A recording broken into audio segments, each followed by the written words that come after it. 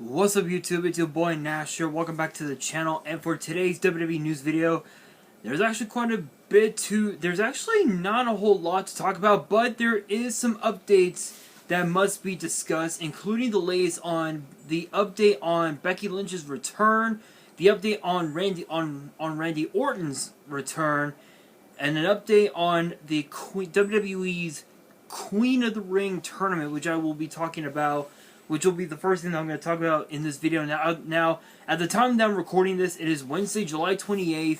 Normally, I wouldn't film on a Wednesday unless if something special came up.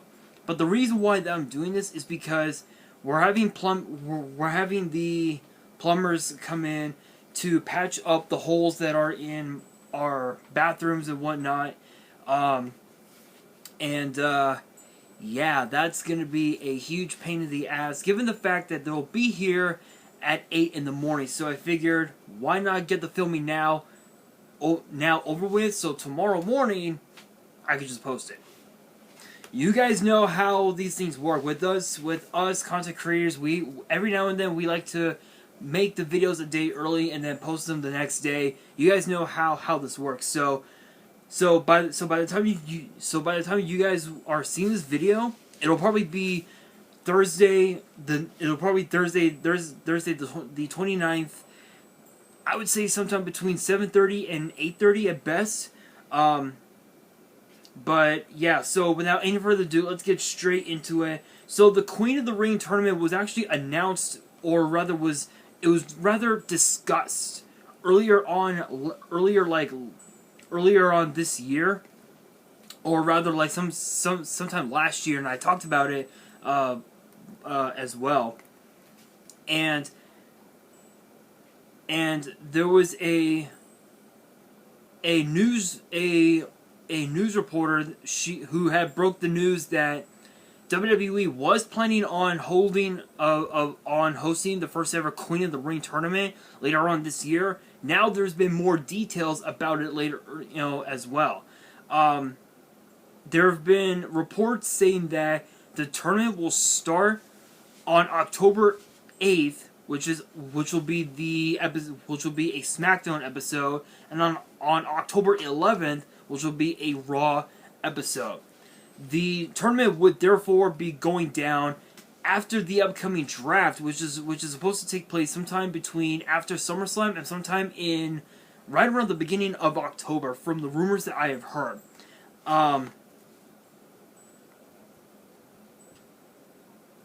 the last time we had a X of the Ring tournament, was back in 2019 when Corbin became became King of the Ring by defeating Chad Gable, actually, and he eventually then lost the crown to Shinsuke Nakamura just a little over a month ago. Actually, I can't believe it's actually been over a month. Wade Barrett actually became the previous winner. Then after that. And then, of course, too, we've also had other superstars become King of the Ring, like Bret Hart and Kurt Angle and Stone Cold, Ken Shamrock, Billy Gunn, Brock Lesnar. In fact, truth be told, the 2002 King of the Ring was what got Brock Lesnar to become one of the youngest WWE champions of all time, which is awesome.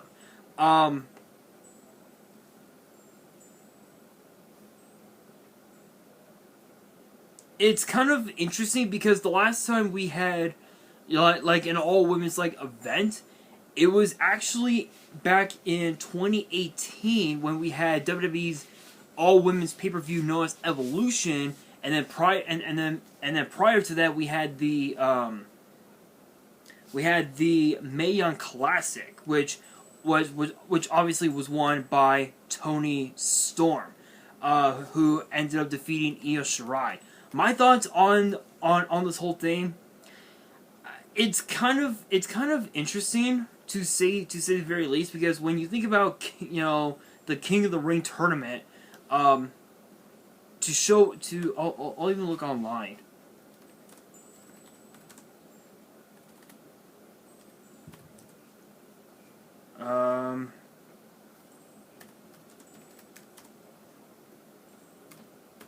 I'm actually looking up online.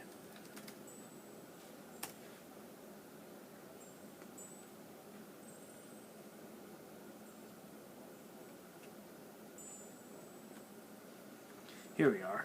King of the Ring. I'm actually looking up on a website right now. I'm not going to mention what it is. Copyrights. You guys know how this works.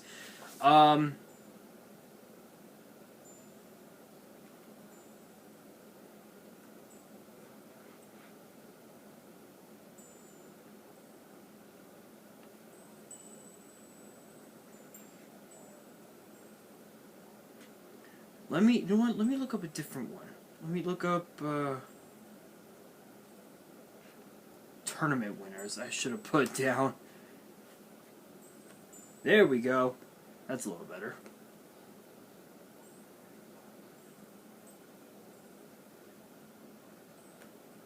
Here we are. Sorry, I apologize. I apologize if it's taking forever. Just had to had to do a different search. So okay. All right, here we are. So we have had a grand total of 21 winners. The first one was Don Morocco on July 8th, 1985, when he had defeated the Iron Sheik to win it. Harley Race became the second winner on July 14th, 1986, by defeating Pedro Morales. Randy Savage, September 4th, 1987, by defeating King Kong Bundy. The $1 Million Man, Ted DiBiase, defeated the previous year's winner, Randy Savage, on October 16th, 1988. Tito Santana, on October 14th, 1989, he defeated the model Rick Martel. And then of course, Bret Hart became the only two-time King of the Ring winner ever. The only two-time in history. The first was on September 7th, 1991, by defeating IRS, Urban R. Shyster, and then June 13th, 1993, by defeating Bam Bam Bigelow. Owen Hart, which is Bret Hart's brother, rest his soul, defeated Razor Ramon or Scott Hall on June 19, 1994. Mabel defeated Savio Vega June 25th, 1995. Stone Cold defeated Jake the Snake Roberts June 23rd, 1996. Triple H, or back then Hunter Hearst Helmsley, defeated Mankind on June 8th, 1997. Ken Shamrock defeated The Rock via a submission, from what I remember. June 28th, 1998. Billy Gunn defeated X-Pac June 27th, 1999. Kurt Angle defeated Rikishi June 25th, 2000. Edge defeated Kurt Angle on June 24th, 2001. Again, as I had mentioned, Brock Lesnar defeated Rob Van Dam on June 23rd, 2002, which gave him the shot at the WWE title at SummerSlam 2 months later. Then after that, we did not have any more. After that, the King of the Ring was done. It was done. We thought it would never be seen again. Until 2006. May 21st, 2006. The pay-per-view known as Judgment Day. Booker T defeated Bobby Lashley to become King of the Ring. 2 years later, William Regal defeated CM Punk April 21st, 2008. Sheamus defeated John Morrison November 29th, 2010. Bad News Barrett, or Wade Barrett, defeated Neville back when Neville was still in WWE April 28th, 2015.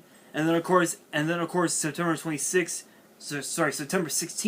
2019, Chad Gable lost to Baron Corbin, and now Shinsuke Nakamura holds the crown.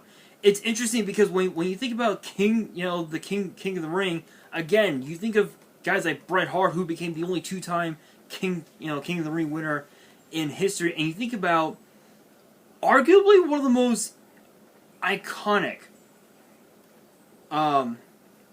winners of this whole bunch. That would be Randy Savage, one of the most iconic, given that he became king. He was a very unique king, if you will. he was very unique, but the characters that he had, and of course, and you guys are wondering how do I know this? How do I know that, about his character? Truth be told, I've seen the clips on YouTube, and of course, all over the place on Facebook and whatnot. Randy Savage had a hell of a run. Even Bret Hart, 2 years going. You cannot deny. You can't go wrong with that. And the Booker T, his run was kind of unique. Was kind of unique, given that his run lasted only until the moment he had left WWE in the fall of 2007. He left WWE in the fall of 2007 for some weird reason, and then went on to TNA. Came back several years later. So, but a Queen of the Ring, I could definitely see that. But as far as who I would, who would probably be the winner, it would most likely be Charlotte Flair, because she calls herself the Queen. It would make a whole lot of sense for Charlotte Flair to be called the Queen of the Ring. But then again, I wouldn't mind seeing someone like maybe Liv Morgan, or maybe even someone from NXT. Like maybe Frankie Monet. Who knows? Who knows? But with that being said, Randy Orton's return. So the last time we saw Randy Orton, it was actually not too long ago. It was not too long ago.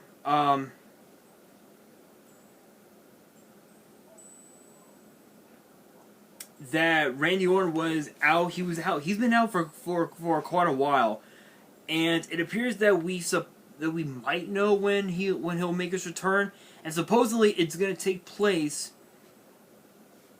sometime in the next week. Sometime in the next week, which will not only reunite RK Bro, which is Orton, Randy Orton and Riddle, but supposedly it will also feature supposedly it's going to feature a massive, apparently from the rumors that's been swirling around, there's a massive 6-man tag team match that's supposed to be advertised for Raw next week. It's Randy Orton, Riddle, and Drew McIntyre versus Bobby Lashley, AJ Styles, and Omos. I'm not so sure if that's the case, but because that McIntyre can no longer challenge for the WWE title, he can still fight Bobby Lashley, but it can't be for the title. Supposedly it'll be RK Bro versus Riddle and Orton at SummerSlam. If this is true, that is going to be a very unique match, because Randy Orton, he knows a thing or two about being a tag team champion. So does Riddle, because if you guys remember, he was a part of a tag team called the Broserweights with Pete Dunne, and they had became tag team champions over in NXT at TakeOver Portland by defeating the Undisputed Era. No surprise there. Honestly, it's kind of an interesting one, but having Randy Orton come back and have RK Bro be reunited, I think it would give Randy Orton a bit of a facelift, and not face turn, no facelift, because I think Riddle has started to grow onto Randy Orton, which is kind of interesting, but who knows? Who knows what will happen by then? But only time will tell. But speaking of returns, Becky Lynch's return. Apparently, there's been rumors going around that Becky Lynch has been training at the Performance Center ahead of her comeback since her pregnancy back in since she had gave birth back in December, and there have been reports saying that. There have been reports who have confirmed that we don't have to wait for any longer. There's been reports that she'll be coming back during the 2021 draft. Now, if this is the case, we know that no matter what brand Seth Rollins goes, Becky Lynch will follow because they're together. And also, let's not forget, there's been rumors going around saying that Naomi, which is Jimmy Uso's wife, is supposed to go back over to SmackDown, where her career really took a facelift, and